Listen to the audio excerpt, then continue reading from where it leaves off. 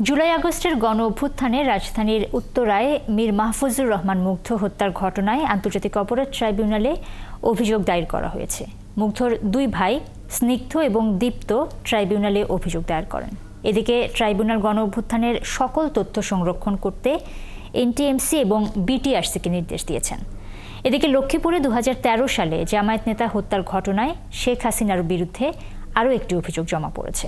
আরও জানাচ্ছেন সৈকত সাদিক। বৈষম্য বিরোধী ছাত্র জনতার আন্দোলন যখন তুঙ্গে, তখন আন্দোলনকারীদের পানি বিলিয়ে দিতে গিয়ে জীবন বিসর্জন দিয়েছিলেন মীর মাহফুজুর রহমান মুগ্ধ। তার মৃত্যুতে আরও ক্ষুব্ধ হয়ে উঠেছে বাংলাদেশের ছাত্র জনতা।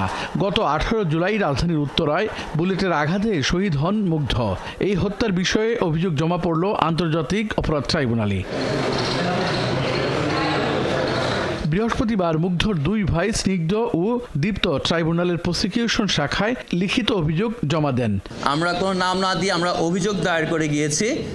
তারা সেটি নিয়ে তদন্ত করবে এবং তদন্ত সাপেক্ষে প্রমাণাদি সহ যে নামগুলো আসবে প্রকৃতভাবে যে আসলে করেছে একজন একজন করে ক্রোনোলজিক্যাল অর্ডারে, যে তাকে কে লিথাল উইপন বা জীবনঘাতী প্রাণনাশী অস্ত্র ব্যবহার করার অনুমতি দিয়েছে, এভাবে আসলে একজন একজন করে আসা উচিত এবং তার প্রমাণ সহ আসা উচিত। নানা ষড়যন্ত্র, মৃত্যু নিয়ে গুজব ছড়ানো সহ বিভিন্ন বিষয়ে সাংবাদিকদের প্রশ্নের জবাব দেন তারা। ন্যায় বিচার প্রত্যাশা করেন। এই যুগে কোনো কিছুই সত্যতা প্রমাণ করা কোনো কঠিন বিষয় না। অনলাইনে বা আমাদের এলাকায় বা আমরা যেখানে স্কুল কলেজ শেষ করেছি সেখানে গিয়ে খোঁজ নিলেও এই গুজবের সত্যতার প্রমাণ পাওয়া যাবে। এই জুলাই আগস্টের আন্দোলন ও হত্যার সকল তথ্য উপাত্ত সংরক্ষণ করতে এনটিএমসি ও বিটিআরসিকে নির্দেশ দিয়েছে ট্রাইব্যুনাল। ভবিষ্যতে বিচারের প্রয়োজনে এগুলো দরকার হতে পারে, সেই কারণে জুলাই আগস্টের সময় এই সময় ধারণকৃত যত ডাটা আছে, তথ্য আছে, সব কিছুকে অক্ষত এবং অক্ষুণ্ণ অবস্থায় সংরক্ষণ করার জন্য বিটিআরসি অর্থাৎ বাংলাদেশ টেলিকমিউনিকেশন রেগুলেটরি কমিশন এবং এনটিএমসি অর্থাৎ ন্যাশনাল টেলিকমিউনিকেশন মনিটরিং সেল, এই দুটো সংস্থাকে নির্দেশ দিয়েছেন।